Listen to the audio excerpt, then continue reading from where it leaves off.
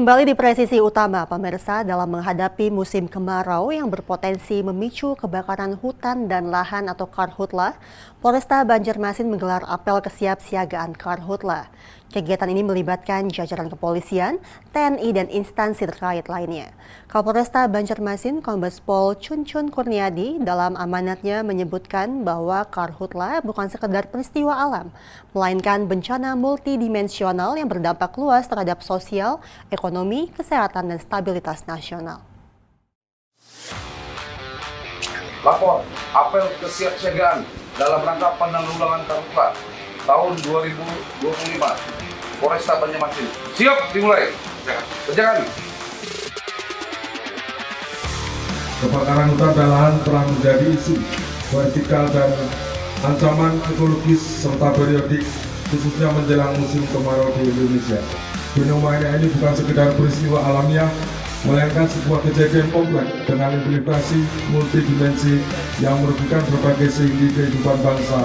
Tak hanya itu, aktivitas pendidikan di wilayah terdampak pun kadang terpaksa harus dihentikan karena menyebabkan gangguan serius terhadap proses pembelajaran.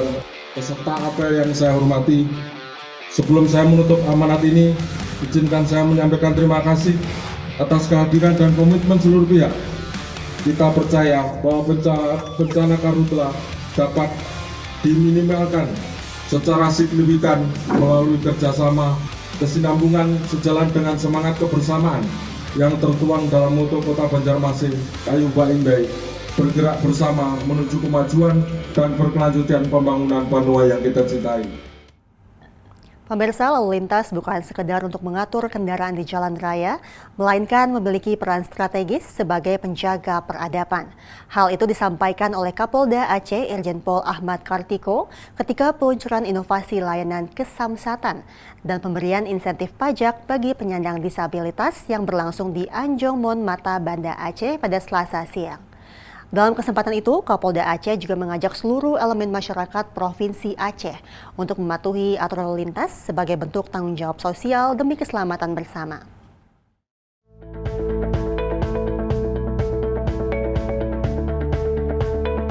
Lalu lintas mencerminkan wajah budaya, etika, dan kedisiplinan masyarakat.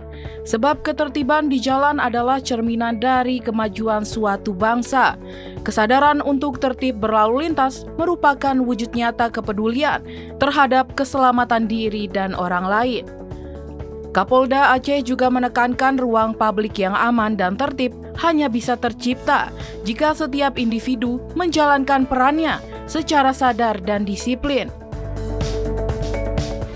Hadirin sekalian yang saya hormati, di era tuntutan masyarakat akan percepatan layanan publik, ada juga kemajuan teknologi digital, kita harus banyak berubah untuk berinovasi, sehingga bagaimana kita bisa memberikan pelayanan kepada masyarakat, baik pelayanan pembayaran pajak, pelayanan publik lainnya, sehingga mudah diakses dan inklusif bagi seluruh kalangan, khususnya saudara-saudara kita penyandang disabilitas. Samsat bukan hanya berperan sebagai pemungut pajak kendaraan bermotor yang tujuannya adalah demi peningkatan pendapatan asli daerah, tetapi intinya adalah Samsat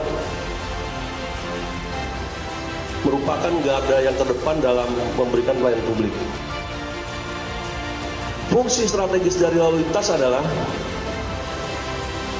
yang terpenting adalah menjaga peradaban.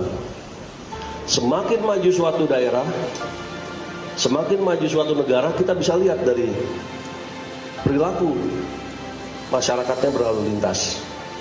Bagaimana indikator tingkat kedisiplinan masyarakat berlalu lintas. Kapolda Aceh juga menyampaikan apresiasinya terhadap inovasi pelayanan yang inklusif, seperti intensif pajak bagi penyandang disabilitas. Irjen Pol Ahmad Kartiko menyebutkan langkah ini sebagai bukti komitmen Polda Aceh dalam memberikan pelayanan publik yang merangkul seluruh lapisan masyarakat, termasuk kelompok rentan. melalui transformasi pelayanan publik yang adaptif, manusiawi, dan berorientasi pada keselamatan. Polda Aceh terus berkomitmen kuat untuk menjadikan lalu lintas sebagai garda terdepan dalam menjaga kehidupan, peradaban, dan kemanusiaan. Dari Humas Polda Aceh melaporkan untuk Polri TV.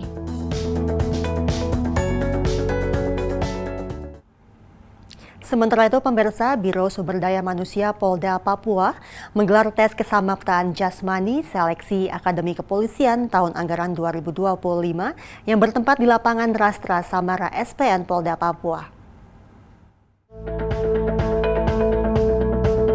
Karo SDM Polda Papua Kombes Pol Sugandi mengatakan bahwa tes jasmani merupakan syarat penting dalam seleksi Akpol. Ia harap seluruh peserta bersungguh-sungguh dalam mengikuti tes jasmani ini dan jangan pernah berpikir untuk melakukan kecurangan.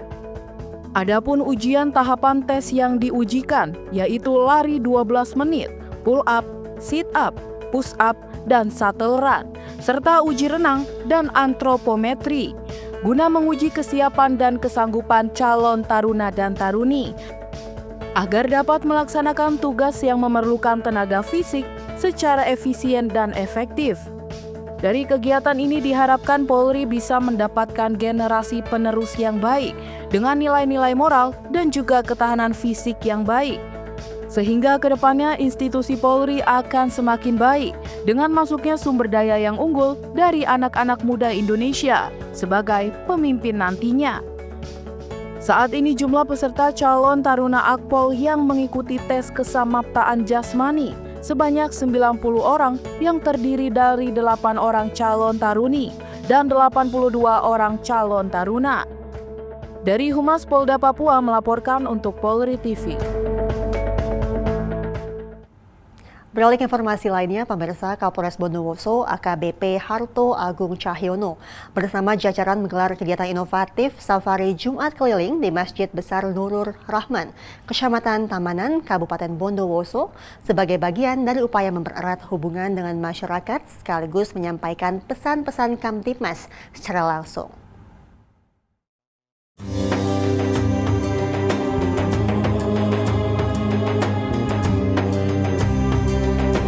Dalam kegiatan tersebut, Kapolres beserta personel Polres Bondowoso melaksanakan sholat Jumat berjamaah bersama sekitar 250 jemaah.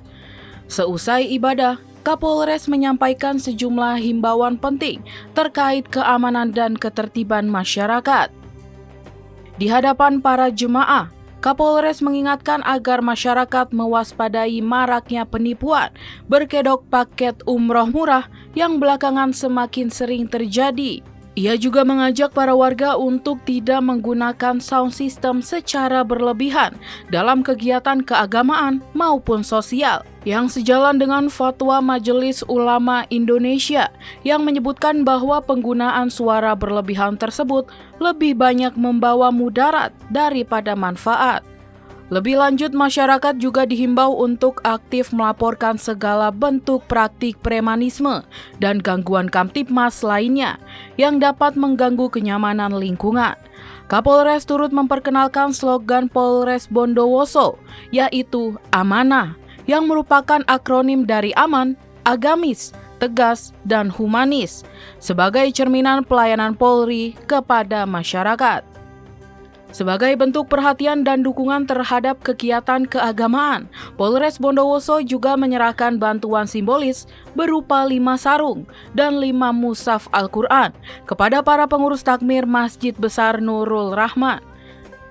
Selain itu, kegiatan ini juga menjadi momentum penting untuk mempererat komunikasi antara kepolisian dan tokoh agama dalam menjaga stabilitas dan kondusivitas wilayah.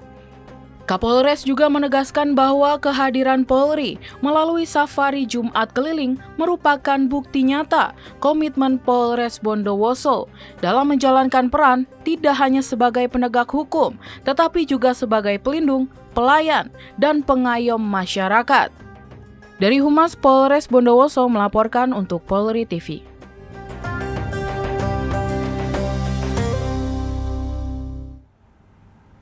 Pemirsa, dalam rangka memeriahkan peringatan Hari Ulang Tahun Bayangkara ke-79, Polres Bondowoso menyelenggarakan sejumlah kegiatan lomba yang melibatkan berbagai elemen masyarakat dan personel kepolisian.